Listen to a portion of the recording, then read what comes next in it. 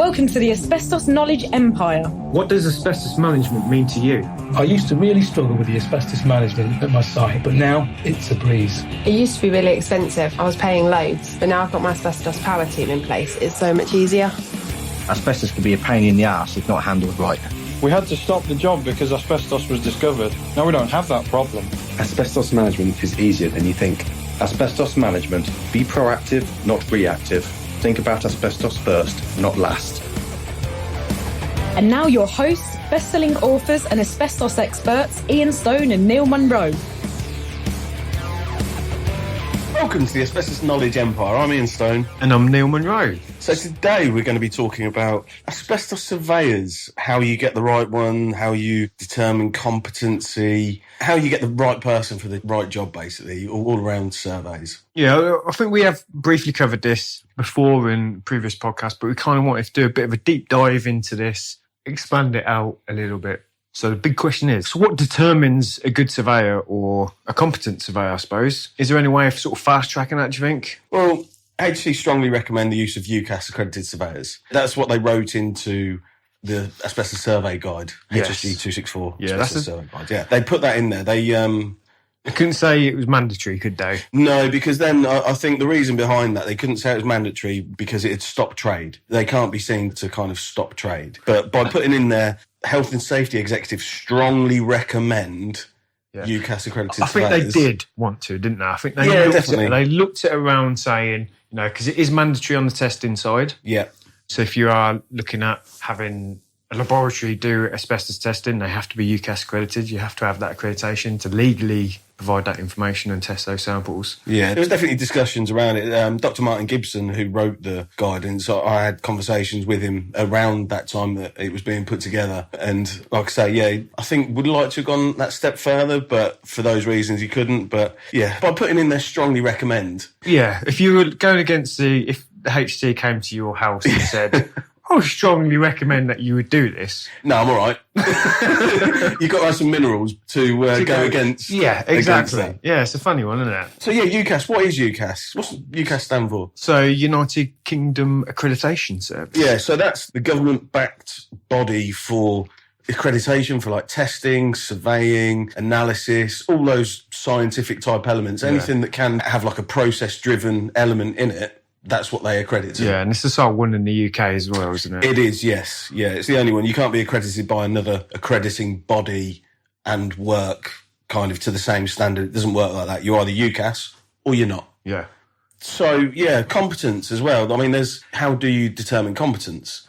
HSC, they state it's something like training, knowledge, experience, and other qualities. Yeah. So, again, it's kind of, it pinpoints that there's elements there. UCAS accreditation is a bit of a fast track too, because to get that accreditation, the organisation has to meet the standards, and they have to, be externally audited by the UCAS assessors. And they really go to town on looking at the quality, so the procedures in-house, documented procedures that the company's got, and they do, vertical and horizontal audits within that organisation. And there's also an assessment on the actual quality and the standard of the actual physical survey out on site. So they'll go and assess the companies, surveyors, and actually watch them do a survey to make sure that they are competent and they are following the in-house procedures. And what they do like to do is they like to see different people every year. So it's not always like the company's putting forward the same person every year. Their number one surveyor.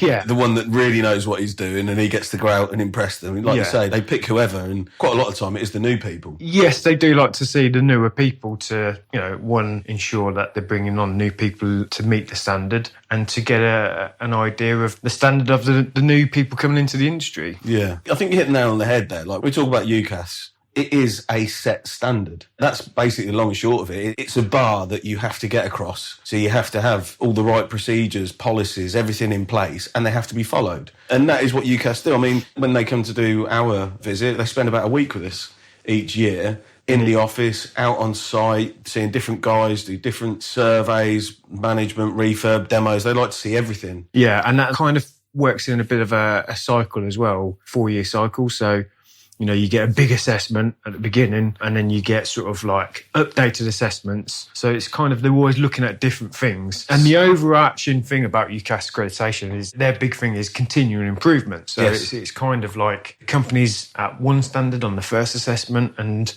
by the next, it's about achieving something better. So UCAS wants to see you continually improving and continually sort of moving that benchmark above the line, really. Which is good for us at Acorn. I mean, and that's in line with our core values of continual improvement and innovation, and that fits in nicely. Yeah. So, all right, that's a UCAS company. What's a non-UCAS company look like? Kind of whatever they want to do, to be honest, because they're not externally assessed, are they? No. I don't want to be disparaging, but essentially it can be like the Wild West. Don't get me wrong, because UCAS accreditation is expensive, and if you are a one-man band, then it's not cost effective for you to have UCAS accreditation. No. And therefore, there are individual surveyors out there who have perhaps got 20, 30 years experience who are just doing surveys who are probably equally as good. Yeah. But however, they haven't got that external verification by the UCAS accreditation. So therefore, they have to provide or prove their competency in a different way. Yeah. I mean, it's quality management systems and things like that. And yeah, when you're a smaller company, you perhaps don't need so much in place. But for me, it is like the external verification. It's the auditing. It's the independent. Who's checking up on you? Exactly that. Because you might be thinking you're doing something amazing, but I don't know, complacency sets in with everybody. Yeah. And if you're never checked upon, then how do you know you're at the top of your game, and how do you know that you're doing what you should be doing? Yeah, definitely. So for companies not UCAS accredited, there's quite a few things that you should be asking for to prove whether that surveyor/surveying company is good enough or competent to do that work. Just before going into those bits, so there used to be a couple of schemes, NIACS and ABICS, and they were both individual accreditation schemes, which were kind of like UCAS, but the problem is there wasn't enough uptake on them, so both schemes failed. Yeah. So as an individual surveyor, you don't have that ability. You're either UCAS or you're not anymore. Yeah. But yeah, like Neil said, HC, they strongly recommend you don't have to use UCAS accredited surveyors. Yeah. If you choose you're not going to use a UCAS accredited surveyor, what can you check? How can you check competence? Yeah, and just to that, there isn't actually, because on the asbestos removal side, there is the trade organisations, which it's not like the same accreditation, but there are external audits. To be members, you are externally audited, and there is a kind of a benchmark minimum requirement standard from the association's members. But there isn't kind of that on the consultancy side as such, is there? No. So because of the UCAS accreditation. Yeah, that supersedes it. But there's nothing for the non-UCAS accredited companies. No. Like, the trade associations, there may be a bit of a gap in the market for the non-accredited, UCAS accredited, just as a minimum benchmark. You're right. You're right. Yeah, I mean, that is a bit of a gap in the market. Whether there is a big enough market to put the value into creating, because it has been tried before, like you said. Yeah.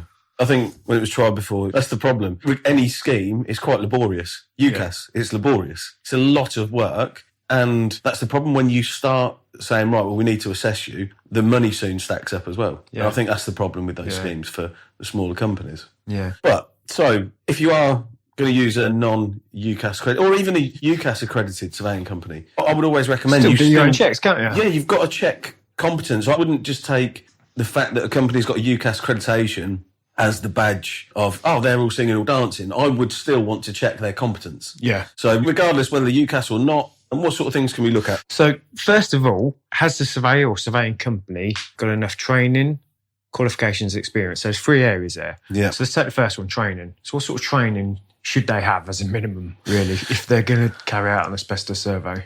Well, if you look at it on the UCAS side, a surveyor that's qualified needs to have at least minimum of 6 months experience before they're let loose. Yeah. There was a story that I heard about an RAF pilot a few years ago, left the RAF in Civvy Street, jumped on a surveying qualification, passed, and literally the next day set himself up. Now, he'd never done any asbestos surveying. He'd been a RAF helicopter pilot for all these years, and he literally set himself up. And when you look at that, it's like training and experience. Okay, he got the certificate, but what experience has he got? Yeah, so on the training qualification one then, so what you're looking for is what, BRHS, P402, Yeah, or the surveying qualification or the RSPH equivalent. Exactly, RSPH surveying qualification or the BOHS P402. And then just going back to experience-wise, so on the UCAS side, a surveyor has to have a minimum 6 months experience before we can even let them loose out on their own. But they have to obviously be audited several times to obviously prove competence within the specific area. That's what I was going to say. Yeah, it depends on what you're surveying. So you've got domestic, commercial, and industrial, But you've got to have that 6 months before we can even audit you on to say, yes, you're ready on that one thing. Yeah.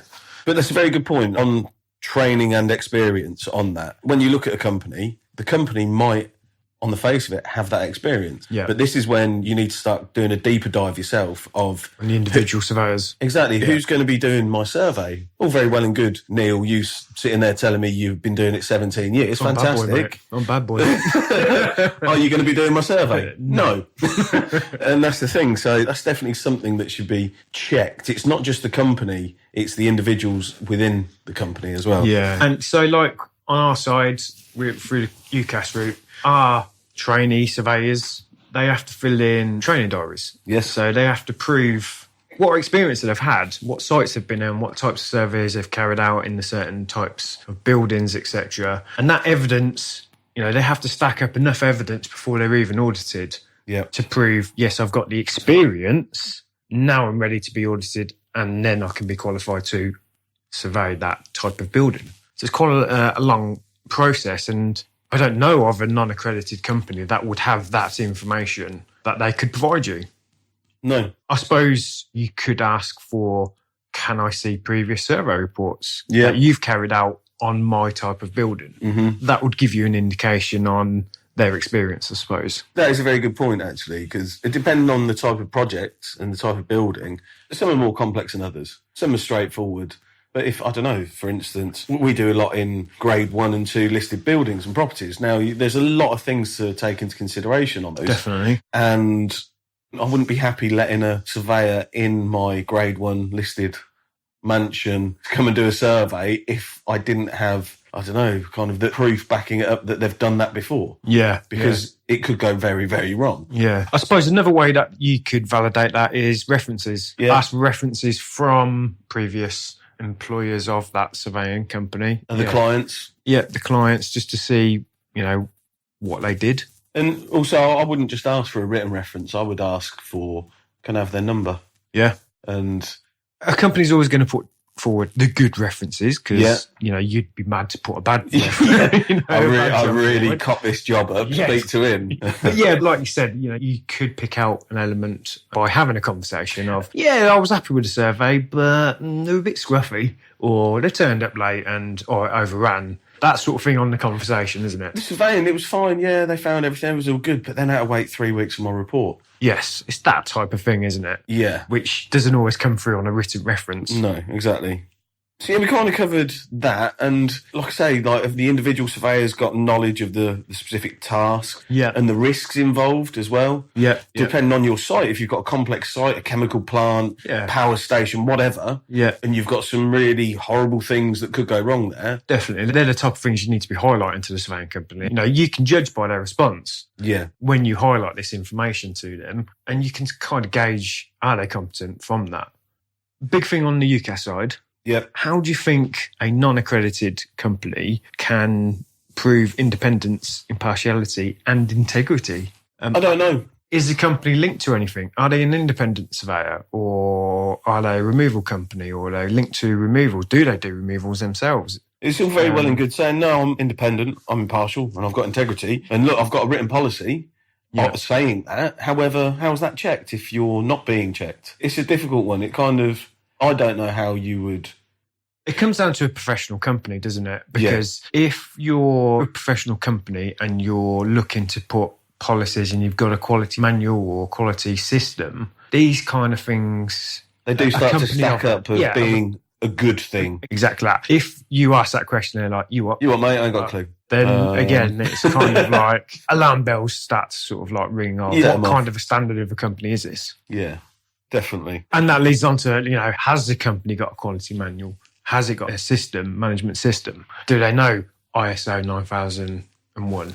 Yeah. Have they ever heard of that? Obviously, we've got both 9001 and the UCAS accreditation, 17025, 17020. That's all integrated into our complete manual. And what the manual does, it's not like a Haynes manual for a car. In that said, it kind of is, because it details everything. It controls how we operate, how we meet the standards. How we deal with clients, how our processes happen so that every client goes through the same channels and has the same customer experience and has the same outcome. How we select suppliers.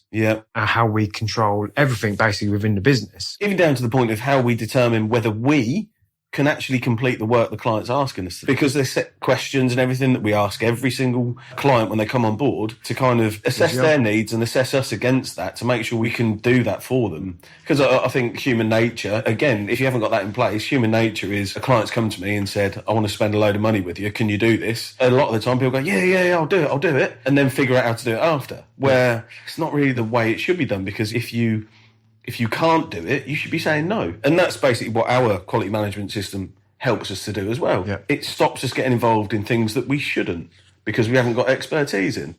Whereas, like you say, a non-accredited company, would they do that? Have they got anything in place? Is it just, actually, I've got a slot in my diary, no worries, mate, I'll get it done? Okay, you definitely should be asking them, are they working towards their correct guidance? If they start talking about type 1s and type 2s and type 3s, then they're slightly out of date on that one. Guidance, yes. We work to MDHS 100. Which, believe it or not, we still see. People shouting about it on their website still. Dated 2019, referring to old guidance. Shocking. You need to be asking them, are they working to the current guidance? HG 264 Asbestos Survey Guide. Yes, we work to the Control of Asbestos at Work 2006 regulations. Yes. Again, that's another one that I've seen in reports and things. This survey report is compliant to the 2000... It's like, come on, mate. We're in 2019. And if you do see that, you've definitely got a question. You're not obviously keeping up to date with industry standards. Yes, exactly. Straight away. They're not, You're not integrating with the industry, because that information would have surely been cascaded to you now. As part of our accreditation, we get that information. As part of our memberships to the Asbestos Consultancy Association, we get that information. As part of our UCATA accreditation and approved training, we get that information. And, we get lots of sources of industry information to keep us up to date. And accreditations and those groups help us to get information, but also the accreditation that we hold, it forces us to get that information. It forces us not just stick our head in the sand. We actually have to go actively looking for new information, checking the Health and Safety Executive website, reading the HC memos that come out, being part of the web communities and things like that. That's part of what we do because we have to do it to comply with our accreditation. Yeah, definitely. And that leads on to continual professional development as well, isn't it? That's part of that, We attend, CPDs, just to keep all our members up to date and all our team members up to date, and refresher training as well. Refresher training for our staff, refresher training for our directors and managers, keeping us up to date with industry changes and anything else that might be affected by that. Yeah, I mean, some industries, if you think of like architects, lawyers, accountants, building surveyors, they all have CPD schemes that they have to sign up to, and they have to do so many hours a year and they have to collect so many points and things like that. It's not as prescriptive in our industry, but there is still that in place. And again, it links back to the accreditation. The accreditation says you must give your surveyors refresher training. I think it will go that way. At some point. I think it should. Again, I think anything that makes it more robust only makes it better. It's going to be a ball ache, but anything like that, it weeds out the people that shouldn't be in the industry. Definitely. And I'm a big believer, if you don't use it, you lose it. 100%. So keeping up to date, keeping refreshed on, definitely elements that you're not doing day in, day out is a real good thing. Okay, so that's kind of CPD. But on top of that, as part of, again, our accreditation, our staff members have to have refresher training in the fields that they're authorised for. So, that includes surveyors, analysts, any parts of their jobs, they have to have refresher training. So it's not just about you've done the qualification and you've been signed off and that's it forever. You know, this is annual refresher training to stay qualified. And it's also like training needs analysis is done on an individual basis as well. Yeah. It's not just, right, okay, this year we're going to refresh X, Y, and Z for the whole company, because that's no good. Yeah, because you might have a fully rounded consultant that does surveys and project management and analytical works, but they've been on an analytical job for a year. Yeah. Okay, they've been doing that day in, day out. They haven't done a survey for a whole year. You know, what are they really going to need a refresh on? Well, exactly. Before they even go out on site. They're going to be rusty on everything. Yeah. Just using the tablet and inputting the data. And I mean, in a year, a lot of things happen with our processes and our innovations. We're always looking changing and making improvements. Trying to improve the customer experience and the data that we're outputting to them. So a year ago, when they were surveying, could look a hell of a lot different to now. So just on that basis alone, it's kind of like you need that in place. Yeah. And we have got quite a robust system for that. Yeah. So that's kind of like pre-checks and background checks and stuff like that. But I think what's really important as well with regards to surveys is what kind of checks have they got in and around the surveys and post-surveys, audits, etc. Yeah, because I mean, we have a whole auditing system which happens at... It's a crazy amount. Yeah, and also the amount of times that you could be audited is madness as well. But it's great. It is great. You could be audited on the job whilst you're doing a survey. Yep. You could be audited, I don't know, you've done a whole section of a building and then the auditor comes along and checks it while you're still on site, but after you've surveyed it. Or we also do audits which the surveyor might have finished the job yesterday and then the auditor goes today and rechecks everything and resurveys it to make sure that our surveyors are sampling everything, they're recording the right information, they're taking enough samples, they're cross-referencing stuff, taking the correct images of the property and stuff like that. So there's like 3 kind of different ways that you could be audited on that alone. Yeah, yeah. So it's kind of like authorisation audits, staying authorised audits, and then as a company have to do re-inspection audits. Yep. The amount, depending on how many surveys we've got. Yes. You know, we have to meet their 5% criteria, which is, you know, it's quite a lot of work. It is. And the thing is, we always exceed that as well. And we always have done. It's kind of, even before they brought in that percentage, we were still smashing it. And that just kind of helps us sleep at night. Peace of mind, peace of mind. Because it is easy as a surveyor to become complacent. 100%. That's the biggest danger for an asbestos surveyor, I think. I agree. To become complacent. We've all been there on a really big, long day survey. It's too easy to go, I've checked everywhere. It'll be all right. There's nothing here. There's nothing here. I don't need to check that one last ceiling void. Exactly that. And that is the one that bites you on the arse. Yes. You know, that's why we've gone all out on those checks, is to, you know, keep our surveyors on their toes, basically, and stop the rot of complacency setting in. Yeah. And also, I think some surveyors as well, they can also get a bit cocky and a bit of on-site analysis by using their eyes, saying, no, I'm not sampling that. There's no way that's Azzy. Yeah. They don't sample it, and lo and behold, it's a job stopper, and it bites me in the arse because, oh shit, it was asbestos. Yeah, but it looked like a new lino to me. It looked like a new... Yeah, it wasn't, mate. It was an old one, and that's the thing. So that's massively important on the audit front. Yeah, definitely. On that, if you haven't got that system in place, who's checking the surveyor if you're a one-man band? Or you know, that complacency hasn't set in within your own business. How do you know? Yeah. You don't even know. If you're just on your own. Yeah. And yeah, like you said, re-inspections as well, that's a big element of checking, which, again, I don't know if you're not accredited and you're a one-man band, how do you meet a re-inspection requirement? Because who's going to re-inspect your work if it's just you that works there? Yeah. That kind of sums everything up, doesn't it? It does, I reckon so. We have put together a form which does cover off a lot of this, of like, if you are going to use, like I say, accredited, non-accredited companies, I would literally check them anyway. And I would put them through the ringer, because if they're not coming back with answering these sorts of questions, then alarm bells should ring. So we did put a form together about asbestos surveyor competency checks. And what we'll do, we'll paste that in the Facebook group, Facebook community. Yeah. So if people want to get a copy of this, they can join the Asbestos Knowledge Empire Facebook community. Literally go to Facebook, search in the search bar for Asbestos Knowledge Empire. It will come up. You'll have to answer a few questions to meet the criteria of the group. Nothing to worry about. No, we're not asking bank details either. Yeah, so basically there's just a couple of questions. Answer the questions. You can join the group, get involved in discussion, and things such as this will be placed in there. Yeah. So I hope you found that really useful. I've enjoyed talking about that one. It's a good one. That's quite close to my heart. Obviously, that's what I was first, a surveyor, and I've seen a lot of things go wrong over the years, and that's kind of, I really want to get that across to anyone that can learn from others' mistakes. Please do. Yeah, and it hasn't been about poo-pooing non-accredited surveyors, because I know personally non-accredited, excellent surveyors. Yes. However, there are many companies that are not. And that's the thing, they're the exception to the rule as well. Yes, definitely. And that's the thing. So yeah, I mean, the takeaway thing is, no matter who you're using, check them, check their competence, get that reassurance in your own mind, get comfortable that the people that are doing your work are the right ones for the job. Definitely. Okay, I hope you enjoyed that. And remember, asbestos first, not last.